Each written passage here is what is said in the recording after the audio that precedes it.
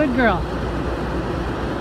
Yesterday when I told Stormy she had over 1,000 views on her video, she didn't act like it meant too much to her.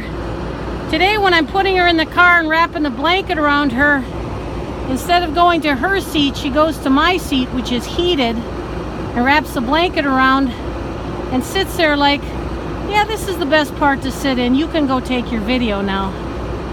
In other words, as I said yesterday, my animal is very smart. It's very cold today, as you can see. We got a ton of snow last night, which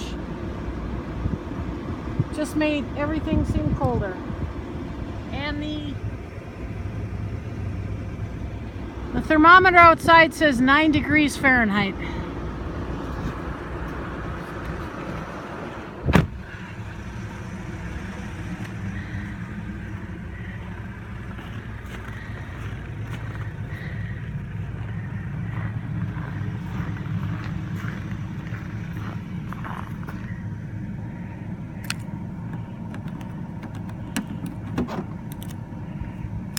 Yeah, she's doing fine in there. She's doing just fine. Oh, wait. Now, she's deciding where she's gonna go. Stay in the front seat or go to the back. It's a hard decision to make, you know. I'll let her make it while I go show you the sights.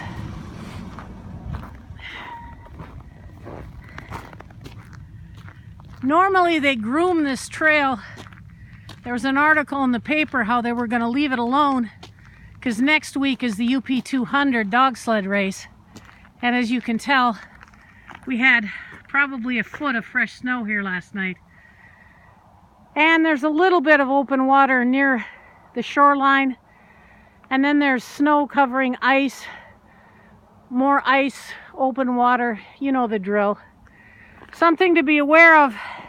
4 snowmobilers fell through the ice yesterday near Munising. They were on the way to one of the islands. Fortunately, they were close enough. They all managed to get to the island and call for help. And the Coast Guard got them off the island and got them back to shore. Aside from losing their snowmobiles, and of course having a great story to tell, the bottom line is there was 4 people that might just as easily not be with us anymore. Please, please, please be careful. It's so beautiful. You just want to be out there.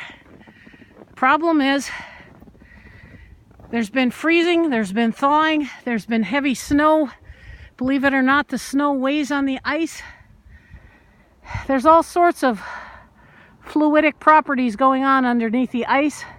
As a chemical engineer, I could rattle them off, but bottom line is, the more the water is moving, the less chance the ice has to solidify. And being this is Lake Superior, the water underneath is always moving.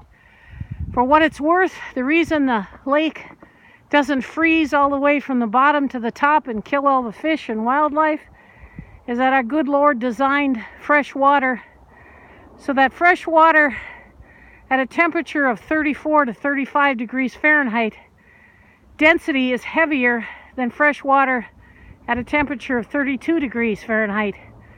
So the 33, 34, 35 degree water that's not frozen sinks to the bottom, and the 32 degree water stays on top, and that's the stuff that freezes. And this has been a Chemical Engineering Minute brought to you by a graduate of Michigan Tech. Anyway, wherever you are, my guess is you're warmer than I am right now. I'm trying to show you how much snow fell last night. This was pretty much open ground yesterday. A little bit of snowfall.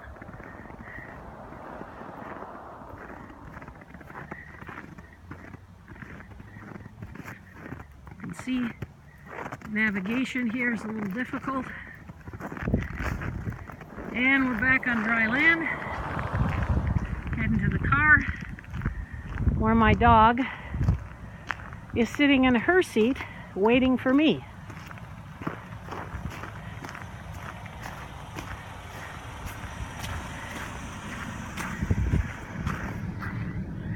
You want to see something really funny, you should see what happens when Stormy's in the car and I've got a human in that seat with me. Of course, the human sits where Stormy likes to sit. And Stormy's attitude toward that is, well, it's not really to be believed. But she just can't believe that anybody's sitting in her spot. Anyway, here we go.